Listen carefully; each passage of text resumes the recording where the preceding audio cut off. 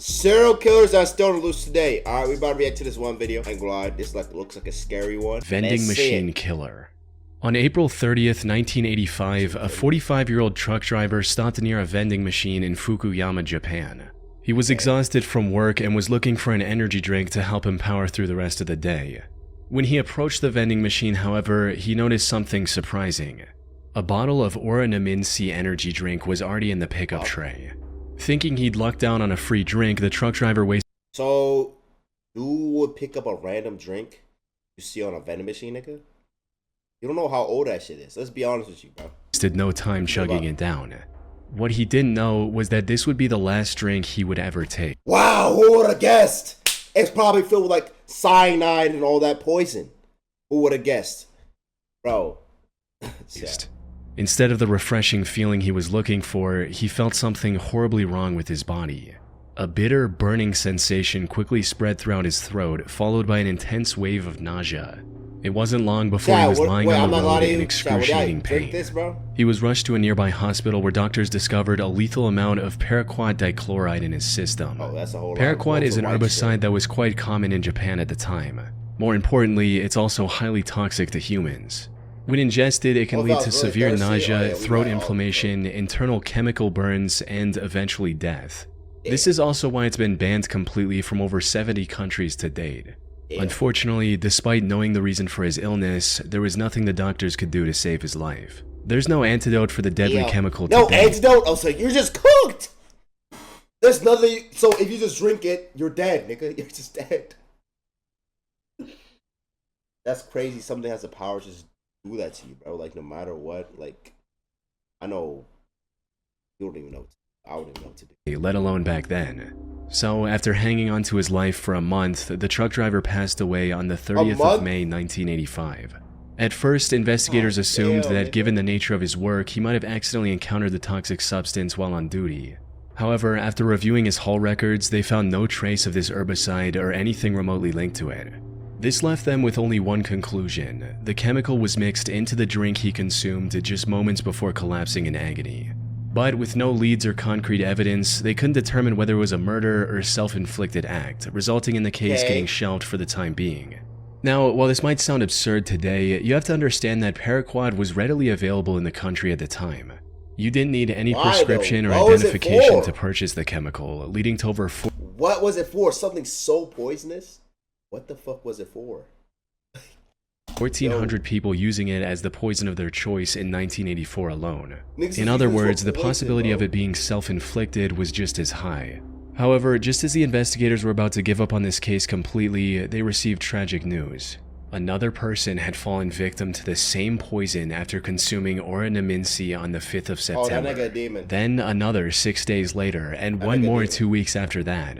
By this point, it was clear that someone was deliberately poisoning vending machine drinks across Japan. This was the work of a deranged serial killer. Unfortunately, I'm not gonna lie to you, this is like natural, what's that saying?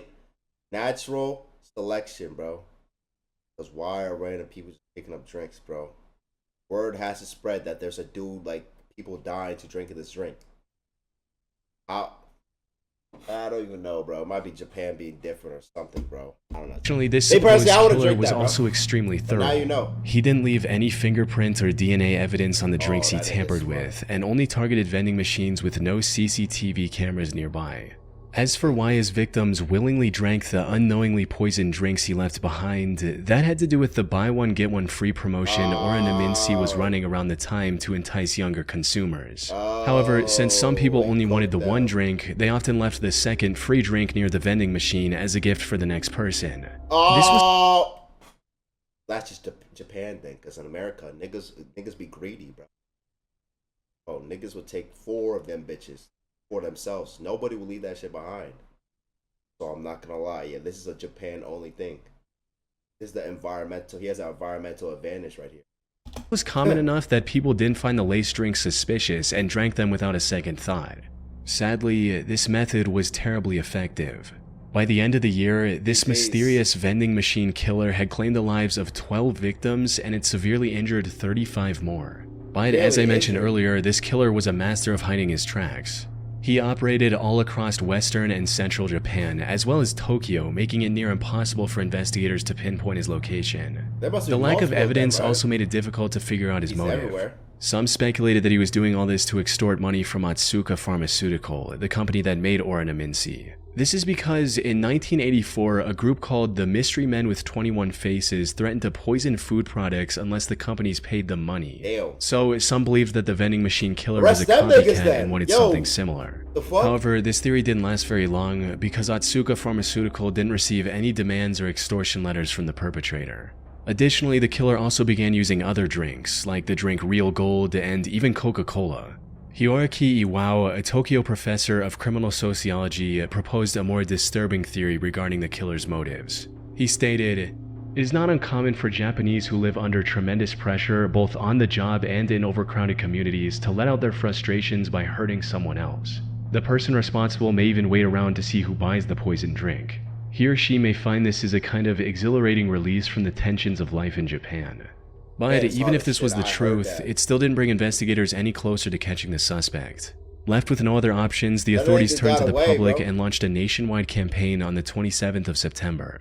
They placed signs and distributed leaflets telling people to avoid suspicious free drinks and to properly inspect the... Wait, so could this nigga theoretically come back and start like this bullshit up again, bro? Because it's been some time. People probably forgot about this scandal, alright? This nigga could start leaving drinks around and killing niggas again, bro. I don't know, I ain't gonna cap. Did not have CCTV at every street. Nah, they said he only went to places without CCTV. That was kind of smart. Capsules on their beverages before consumption.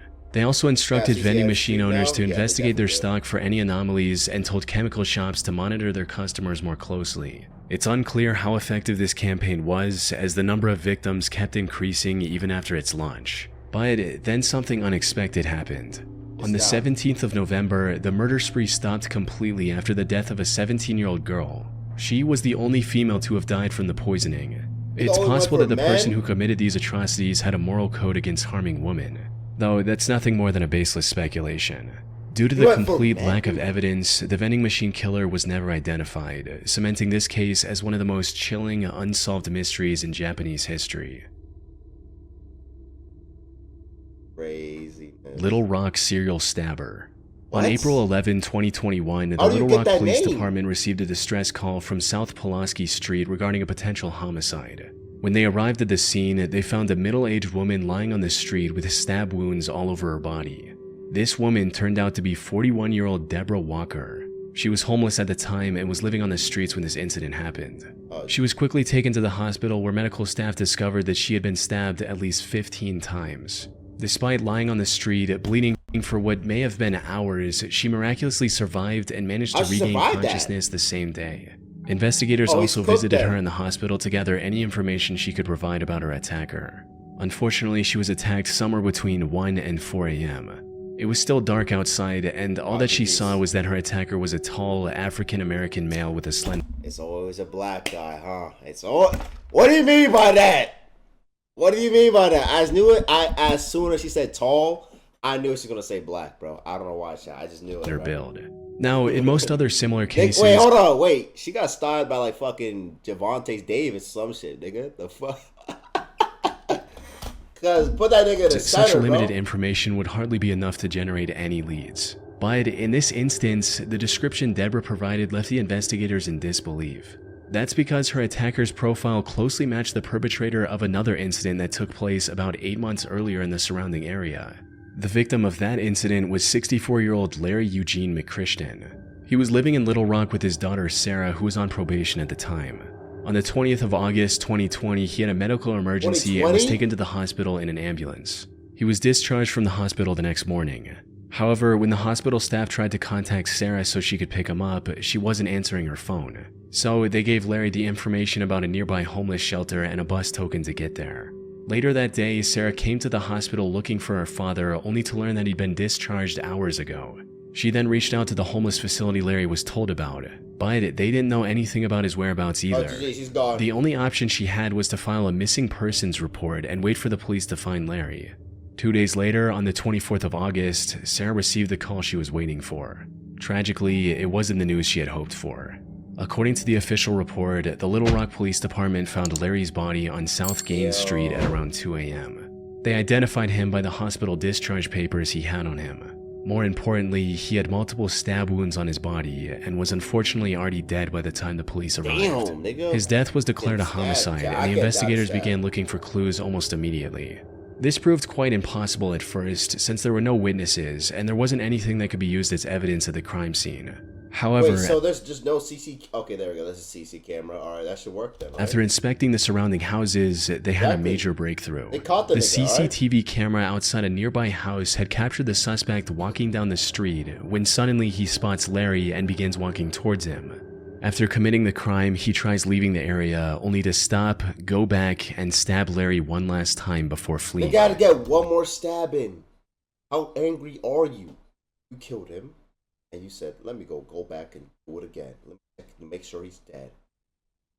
Why, bro? As mentioned earlier, this man matched the profile Deborah gave to the police, leading investigators to believe she was attacked by the same person. While looking into older cases, they also connected the same killer to another murder that happened in the area on September 23, 2020. The victim of this incident was 62-year-old Jeff Welch, another homeless man who was living in an abandoned home. On the morning of that day, Jeff's friend found him on the porch of his house with a stab wound on his neck. By this point, the investigators knew they were dealing with a deranged serial killer. However, just as they uncovered the connection between the three attacks, another tragedy unfolded. On April 12, 2023, a day after the attack on Deborah Walker, another one of his victims was found on the Wright Avenue overpass. The only thing in common with these 4 attacks was that they all involved homeless individuals, and they all happened between... Like, what can they do? They can't buy a house. You don't have to be mad at them for, bro. Why do you have to be so mad at them? Like, bro, they can't defend themselves. He's doing it while they're sleeping, bro. 1 and 4 a.m. There seemed to be no clear pattern on how the perpetrator selected his targets. This left the Little Rock community terrified to leave their homes, fearing they might become the next victim of the serial killer on the loose. After realizing the potential danger of the situation, LRPD began spreading awareness about the man who is now being referred to as the Little Rock Slasher. They also turned to the public to ask for any information they could provide on the matter, and even announced a $20,000 reward. We also need your help. If you have seen anything suspicious or have surveillance cameras on your homes or businesses in this area, please contact us at 501. Unfortunately, despite having CCTV footage of the suspect, the Little Rock Slasher was never caught. The case remains a mystery to this day. Or at least that's what the official reports say. While researching this case, I came across an Arkansas-based blog called the Snarky Media Report. The authors of this blog did their own investigation into the slasher case, and what they found was shocking to say the least. Put simply, they claim to have found the true identity of the killer after talking to multiple locals and Deborah, who, according to their blog, already knew the identity of her attacker. They also uncovered many details about this supposed killer, including his criminal record, which reveals that he has already served 2 prison terms in Arkansas for felony convictions of domestic violence. Also, his history with drug abuse and how it made him very agitated and violent. The authors of this blog also claim to have contacted the alleged killer's previous landlord, who gave them this image of the perpetrator. Which begs the question, if they know so much about the slasher, including his legal name, why didn't they give this info to the police? That's where the case goes from creepy to bizarre, since, according to them, they've already given everything they had to the relevant authorities. Despite this, the Little Rock police didn't make any progression in catching the serial killer. Snarky Media also published a video of the Little Rock mayor and police chief refusing to answer questions about the case. This seems to hint at some— Chat, watch it be the fucking mayor, bro. Watch it be the mayor. Oh no, let me show. It's probably not. But watch it be his son or some shit, bro. Oh my god, bro. That's gonna be GG's. Wait, noticing? Cause why did I accepting it? Something incredibly shady going on behind the scenes. That said, there's no way for me to confirm if the authors of the Snarky Media blog are telling the truth. For all we know, their whole investigation is made up, and this is just some random guy in the police department look bad. Most of the information they've gathered seems to check out with what's released publicly by the authorities. The only discrepancy in their investigation is the age of the suspect. Officials believe the slasher to be young, possibly in his 20s, but the authors of this blog state that the person they found was 46 years old. You can't find no 40-year-old serial killer. Actually, no, that's cap. That's cap. Take that back. Okay. Yeah, Ma, please. Unfortunately, this is where the leads end. Whether snarky media is telling the truth or not remains uncertain. What is certain, however, is that the case remains unsolved to this day. The Little Rock slasher is likely still out there and can continue his murder spree at any moment. Nah, he's not. That nigga's gone. He probably left, because if I was a killer chat, me personally, I'm skedaddling, bro. Because why would I stay in the same place where they're doing a whole manhunt after me, bro? All I have to do is move to all the way to fucking Washington, and I'm Gucci, nigga. No, move to Mexico. Fuck that.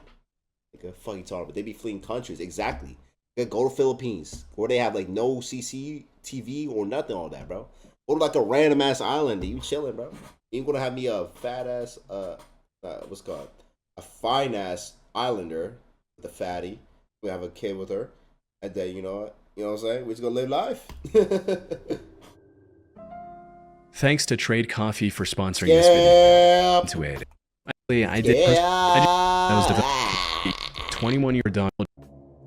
Smiley face. On killer. February 17, 1997, 21-year-old Patrick McNeil went out with his friends. He spent the evening out drinking with his friends in the Dapper Dog Bar in Manhattan. During this time, he likely drank more than he could handle, resulting in him throwing up in the bar's bathroom before leaving in a highly unstable and disoriented state.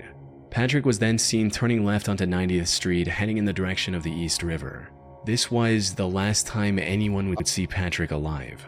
Following this night out, Patrick vanished into thin air. Despite extensive efforts, authorities found no leads or clues to his whereabouts. That is until April 7, 1997, when Patrick's lifeless body was found in the East River 50 days after his disappearance. 50? Duty Sergeant of the NYPD Special Investigation Division, Kevin Gannon, was called to the scene to assist with the body's recovery and examination. Kevin had been a seasoned detective for years, and by this point there was little that could surprise him. However, the circumstances surrounding Patrick's death disturbed him to his core. The more he looked into it, the more strange the situation became. For instance, Kevin noted that Patrick's body wasn't decomposed enough to have been floating in the river for a week, let alone the past 50 days. He also found burn marks on Patrick's body, hinting at the possibility of him being restrained prior to his death. Kevin knew that something wasn't right. Unfortunately, due to the complete lack of evidence pointing to the contrary, Patrick's death was ruled as an accident. Kevin kept thinking over this feeling for the next year before coming across a case that reinforced his suspicions even further. On February 13, 1998, another body was found in the same stretch of water. This body was later identified as 22-year-old Lawrence R. Andrews, who had gone missing on New Year's Eve after celebrating the event with his friends in Times Square. After getting on the case, it didn't take long for Kevin to notice eerie similarities between the two cases, as both bodies were found within yards of each other. Both of them were also young Caucasian. Why are you, as a killer, like, putting your bodies in the same spot? Like, that just shows that it's only one person. Like, it's going to be you. Bro, if I was a killer, bro, I'll put it, like, miles apart. Hundreds of miles apart, nigga. Fuck. Like, males and were on track to have successful careers. They both disappeared in one of the most crowded cities in the world without any trace as well. Most importantly, Kevin also found similar oddities in both cases, where the bodies were a lot less decomposed than they should have been, and there were burn marks indicating possible restraints before their death. Lawrence's case prompted Kevin to look for other similar cases across the US. He enlisted the help of fellow detective Anthony Duarte and a criminal justice professor, Dr. Lee Gilbertson. Together, they began investigating these cases, and soon a chilling pattern began to emerge. In total, they found 45 different instances of young men dying under shockingly similar circumstances as Patrick and Lawrence. Most of them went out for a night of drinking, became more intoxicated than usual, disappeared shortly after, and were later found dead in some body of water. Almost all of them were also Caucasian and on track to have a high-paying career like engineering after college. Most disturbingly, however, that nigga's a hater. Yo, he just kills people who are successful in life. Alright, so thank God he didn't touch me yet. Holy, because he's still out there. You see that video title? Still on the loose today. Serial killers are still on the loose. I hope he not near me. They also found graffiti of smiley faces near the bodies of at least a dozen different victims. You're not a movie this led buddy. To the three investigators creating the smiley face murder theory. Nigga thinks he's like a Gotham villain, bro. This is some joke. This is some shit Joker would put, bro. This is some shit the Riddler or the Joker would put, bro. No, unironically, bro. Like he was not. Damn, bro. Holy shit. Theory, these 45 and possibly many other deaths from the 1990s to 2010s weren't accidents in the slightest. Instead, they were murders committed by a single deranged person or an organized group of serial killers. This is the only logical explanation they could find to justify the many oddities and similarities in these incidents. That said, while this theory makes complete sense to some people, others aren't convinced one bit. Criminal profiler Pat Brown, for instance, called this theory ludicrous. She believes that the idea of connecting— when they try to add clues and hints like no nigga or not in a movie. Facts, like you want to get caught. Cause when you get caught, you're gonna be all crying. Like, they say when they give you that electric chair for your sentencing, you're gonna be all sad and shit. But no, you're all happy now because you want to get caught now, right? You want to get caught, right? Well, that's gonna happen, nigga. You're gonna get injected, and you're gonna be dead in the next 5 minutes. Like, yo, oh God, bro. Smiley faces, one of the most common graffiti symbols with murders, is just absurd, stating, "It's not an unusual symbol. If you look in any area 5 miles square, I bet you could find a smiley face." The FBI also completely denied this theory in a statement, reading, "The FBI has reviewed the information about the victims provided by 2 retired police detectives who have dubbed these incidents the smiley face murders and interviewed an individual who provided information to the detectives. To date, we have not developed any evidence to support links between these tragic deaths or any evidence substantiating the theory that these deaths are the work of a serial killer or killers. The vast majority of these instances appear to be alcohol-related drownings." However, despite these setbacks, the 3 men have stuck with their theory. They're still working on finding evidence to back their observations. Oh, they're still at this. That said, if their hunch is correct, it would mean one of the most wicked serial killers in American history is still at large today. I-70 killer. Robin Fuldauer was a 26-year-old Indiana University graduate who was working at an Indianapolis Payless shoe source store near I-70 in 1992. The 8th of April was supposed to be her day off. However, just as she was getting ready to relax at home, the employee who was supposed to man the counter called in sick. Left with no other options, her manager called Robin and told her to cover the shift. Yeah, would y'all do this? Because me personally, nah, if it's my day off, nigga, I'm going on D&D, bro. Like, bro, I'm on D&D straight away. You ain't call, don't text my phone, don't call me, because I ain't responding. I ain't responding to your bullshit. Instead, Robin wasn't very happy about this emergency shift change, but she reluctantly agreed, arriving at the store at 10 a.m. and starting her shift as usual.